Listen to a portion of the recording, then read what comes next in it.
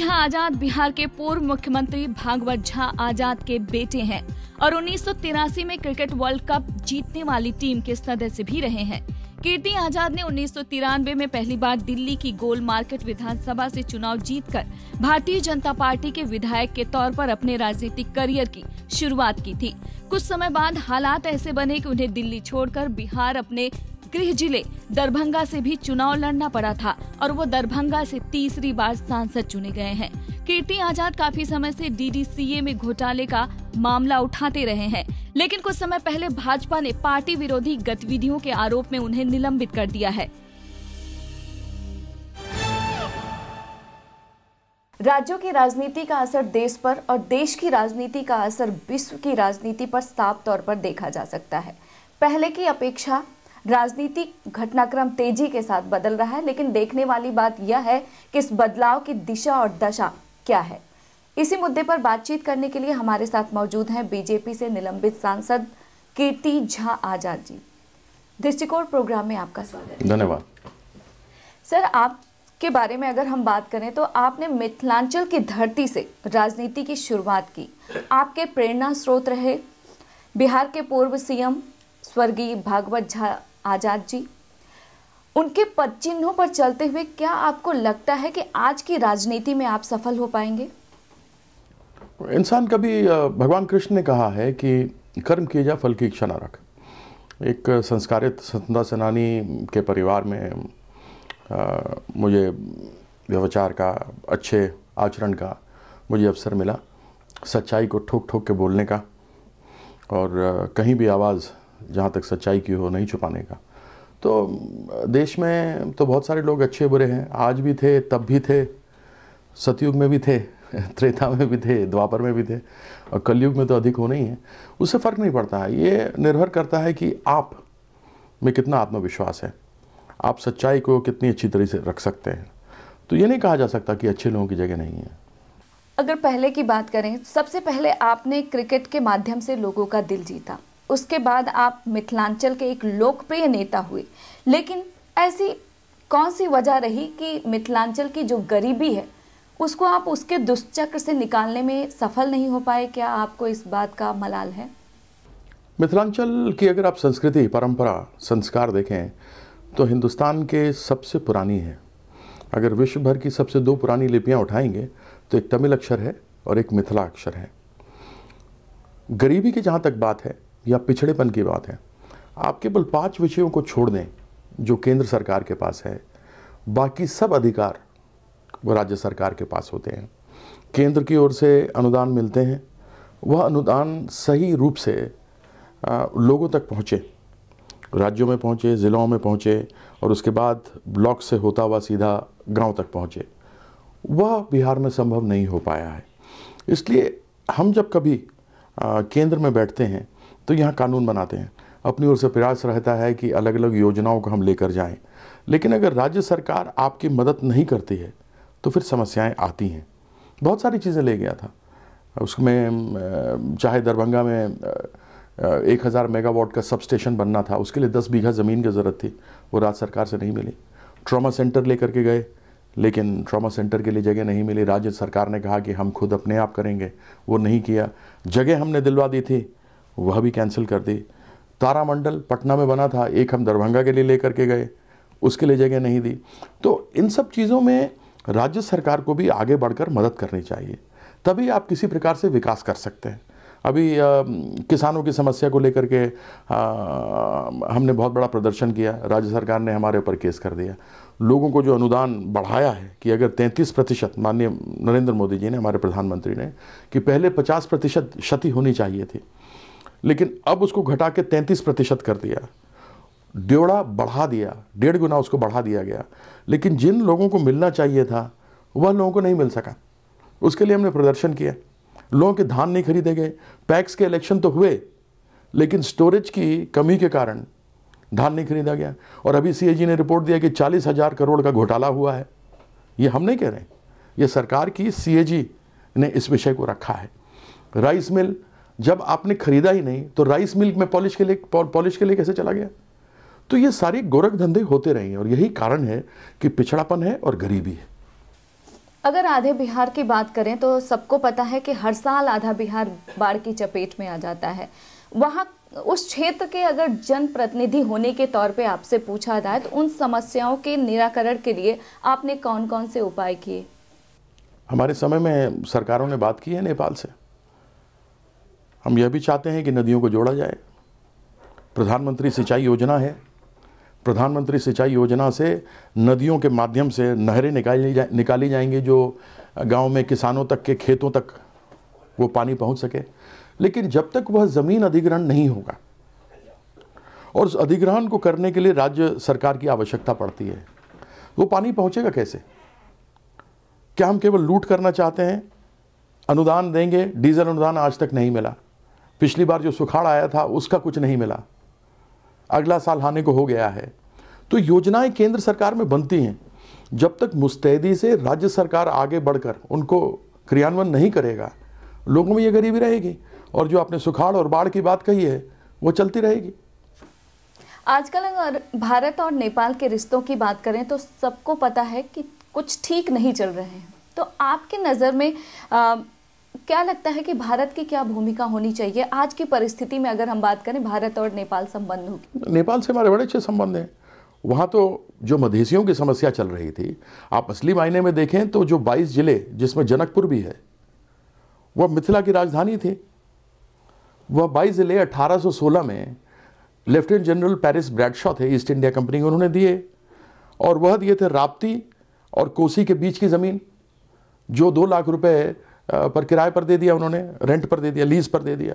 1860 में जब सिपाही विद्रोह हुआ तो महाकाली से लेकर राप्ती के बीच में जितनी ज़मीन थी वह उपहार स्वरूप दे दी, जिससे कि यह सिपाही विद्रोह रुक जाए।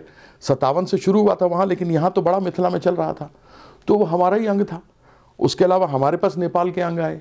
तो जब नेपाल के लोग हमारे यहाँ रहते हैं और उनको वो भारतीय नागरिक हो गए हैं, उनको जो सुविधाएं हमें मिलती हैं उनको मिलती है, तो फिर हमारे लोग जो वहाँ चले गए, किन्हीं कारणों गए हैं, उनको भी पूरी मदद मिलनी चाहिए, पूरी नागरिकता मिलनी चाहिए। उनके साथ किसी प्रकार का भेदभाव नहीं होना चाहिए। इस विषय को लेकर के भी सरकार ने बात की। अब तो हमें लगता है कि जो उनसे बातचीत हुई बहुत ही अच्छे उस पर हुई, और मधेसियों को भी अब मदद मिल रही है। तो ये कोई नहीं कह सकता है कि भारत सरकार के रिश्ते नेपाल की सरकार से खराब थे। आपको याद होगा जब भूकंप हुए थे तो वहाँ के प्रधानमंत्री को बाद में पता लगा हमारे प्रधानमंत्री ने तो पहले ही NDRF भेज दिया था। वक्त हुआ है एक छोटे से ब्रेक का। ब्रेक के बाद भी जारी रहेगा बातचीत का सिलसिला। यही तो मैं भी जानना चाह रहा हूँ। मैंने अपने अध्यक्ष जी से चिट्ठी लिखी है, मैंने उनसे पूछा है कि मैंने एंटी पार्टी एक्टिविटी क्या की है।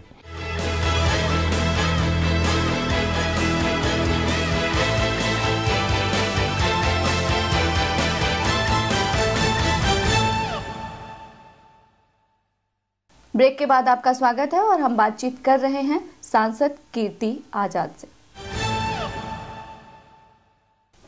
हालांकि कांग्रेस का हमेशा से ये आरोप रहा है कि रिश्ते लगातार खराब हो रहे हैं, लेकिन भारत सरकार जो है वो ध्यान नहीं दे रही, क्योंकि अगर पड़ोसी की बात करें तो नेपाल से सबसे मधुर संबंध हुआ करते हैं भारत के। आज भी हैं। वह तो विपक्ष है, विपक्ष का काम है कहना। कुछ तो लोग कहेंगे, लोगों का काम है कहना, छोड़ो बेकार की बातों में बीत न जाए रहना। मैं तो यही कह सकता हूँ। जितने बढ़िया संबंध हमारे अब हुए हैं, हमारे प्रधानमंत्री ने जिस प्रकार से संबंधों को आगे बढ़ाया है, केवल बांग्लादेश में नहीं, आप देखिए अभी पाकिस्तान गए थे, नेपाल में तो आपको बात कर ही दी, श्रीलंका से हम लोगों ने बढ़ाए हैं, बर्मा म्यांमार जो अभी है उस पर बढ़ाए गए हैं। तो जिस प्रकार से प्रधानमंत्री जाकर अंतर्राष्ट्रीय स्तर पर अपने नौजवानों को नौकरी मिले, मेक इन इंडिया हो, आतंकवाद के विरुद्ध लड़ना हो, ऐसे मुख्य मुद्दे जो आवश्यक हैं उनको उन्होंने उठाया है। हाल ही में मोदी जी का औचक यात्रा हुआ पाकिस्तान में, आप उसको किस नजरिए से देखते हैं? और उसी से जुड़ा हुआ ये सवाल है कि कांग्रेस लगातार आरोप लगा रही है कि मोदी जी की जो विदेश नीति है वो हास्यास्पद है। किसी के पारिवारिक कार्यक्रम हो, किसी का जन्मदिन हो, आप रास्ते से जा रहे हो और आप जाकर मिलें, तो यह तो हम दिखाते हैं कि हम केवल दो देशों में रिश्ते ही केवल ठीक नहीं करना चाहते, लेकिन हम व्यक्तिगत रूप से जो दो परिवार हैं एक दीवार के कारण से अलग हो गए हैं, कम से कम आपसी व्यक्तिगत संपर्क बढ़े और उस प्रकार से हम साथ चलें। तो इसके ऊपर किसी का विरोध करना तो मुझे उचित नहीं लगता। मैं समझता हूँ कि तो वह देशद्रोह वाली जैसी बात हो गई। भारत के जो लोग हैं कर्मठ हैं, दूसरे देशों के लोग भी ऐसा कहते हैं, लेकिन हमारे यहाँ जो भ्रष्टाचार का कीड़ा है वो हर जगह पूरे देश को एक तरीके से खोखला कर रहा है।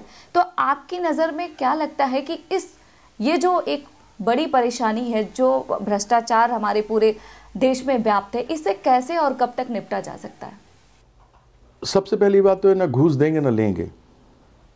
यदि आप घूस देना बंद कर दें तो अधिकारी लेगा कहाँ से? हमारे बीच में मानस पटल में यह बात घुस गई है कि जब तक हम पैसा नहीं देंगे तब तक हमारा काम नहीं होगा। यह लोगों के दिमाग से बात उतारना पड़ेगा।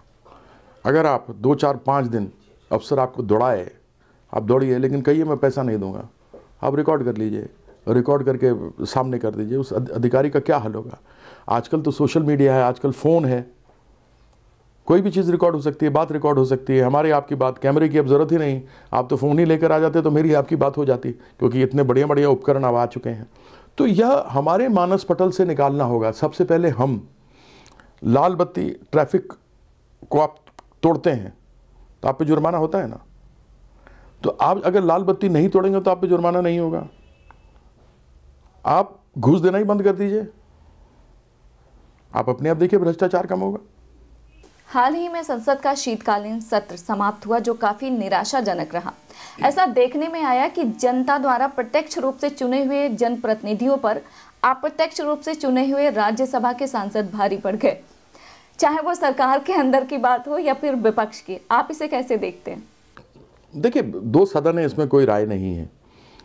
सरकारें बनती हैं तो वह लोकसभा में किसकी ताकत ज़्यादा है उसके अनुरूप बनती हैं, और राज्यसभा में जब इस प्रकार से जो लोगों को डायरेक्ट बेनिफिट जिससे मिलता है, सीधा लाभ मिलता है, वह कार्यक्रम हम लोग जब जाते हैं, क्योंकि हम लोग ज़मीन पर रहते हैं, धूप में, बरसात में, गर्मी में, बाढ़ में, सुखाड़ में लोगों के साथ रहते हैं, हमको मालूम होता है कि उनकी तकलीफ़ क्या है, क्योंकि आप लोकसभा से आते हैं, लोगों के बीच में से चुन करके आते हैं। राज्यसभा में लोग बैठते हैं, मैं ये नहीं कहता हूँ कि उनको जानकारी नहीं है, लेकिन डे टू डे हम लोगों का बात करना। आप देखिए ना, किसी को भी कोई तकलीफ होगी, पुलिस में FIR लिखवाना होगा तो कहेगा ओझा जरा देखियो ना, एक फ़ोन पुलिस स्टेशन पर कर दिया ना, जरा हम जाई छी होता है तो गड़बड़ भ गेल छे। मतलब कि ओझा, मतलब क्योंकि मेरा ससुराल है दरभंगा तो जहाँ से ओझा बोल देते हैं, तो कहते हैं कि अब ज़रा पुलिस स्टेशन जाना, थानादार को बोलिए ना, मेरा थाना वो लिख लेगा। ये फलाने अफसर के पास जा रहे हैं, उसको कहिए मेरा आगे काम कर देगा, क्योंकि उसको विश्वास ही नहीं है। क्या यह चीज़ लोगों को राज्यसभा में मालूम है जो वहाँ बैठे हुए हैं, जो देश के हित के कार्यक्रम में? आप मुझे एक चीज़ बताइए, अभी जुवेनाइल जस्टिस, अभी वो जो बिल आया था, कितना विलंब से आया, राज्यसभा में उसको होने ही नहीं दिया, जबकि बहुत आवश्यक था। उम्र को कम करना था 18 से 16, उस विषय के ऊपर क्या वो हुआ? GST बिल जो अति आवश्यक है, लेकिन उन्होंने वहाँ नहीं, यहाँ से पास हो गया, वहाँ पे नहीं जा रहा। क्यों? तो राज्यसभा को भी ये समझना होगा, और उनकी पूरी इज्जत करते हुए मैं ये कहना चाहता हूँ कि लोकसभा में जो चीज़ निर्धारित होता है आप उस पर डिस्कशन कीजिए, आपको अमेंडमेंट करना है अमेंडमेंट करके भेजिए, लेकिन उनको रोकिए नहीं जो राष्ट्रहित में हो। आपकी पार्टी ने आप पर अनुशासनहीनता का आरोप लगाया है और यही कह के आपको पार्टी से सस्पेंड कर दिया गया है। आपने ऐसा कौन सा काम किया है? यही तो मैं भी जानना चाह रहा हूँ। मैंने अपने अध्यक्ष जी से चिट्ठी लिखी है, मैंने उनसे पूछा है कि मैंने एंटी पार्टी एक्टिविटी क्या की है, ऐसी कौन सी गतिविधि है। मैं तो क्रिकेट के भ्रष्टाचार पे बोल रहा हूँ, और क्रिकेट के भ्रष्टाचार पे जब बोल रहा हूँ उसका पार्टी से लेना देना नहीं। यदि लेना देना होता तो 9 साल से मैं ये आवाज़ उठा रहा हूँ, और पार्टी अध्यक्षों ने क्यों नहीं लिया? ये सारी बातें कही, और मैंने कहा यदि आप इसको पार्टी का मामला लेते ही हैं तो फिर आपको IPL का मामला भी लेना होगा, उसमें भी भ्रष्टाचार है, BCCI का मामला भी लेना होगा, उसमें भी भ्रष्टाचार है, DDC में तो भ्रष्टाचार है ही। तो आप अगर उसको लेना चाहते हैं तो आमने सामने 2 आदमियों को बैठा दीजिए, समस्या का समाधान कर दीजिए, मुझे कोई समस्या नहीं है। वक्त हुआ है एक और छोटे से ब्रेक का। देखिए, लोकतंत्र है, हो सकता है अध्यक्ष ये समझते हो कि इस समय सफाई देने की कोई आवश्यकता नहीं, इसलिए मुझे अवसर नहीं मिला।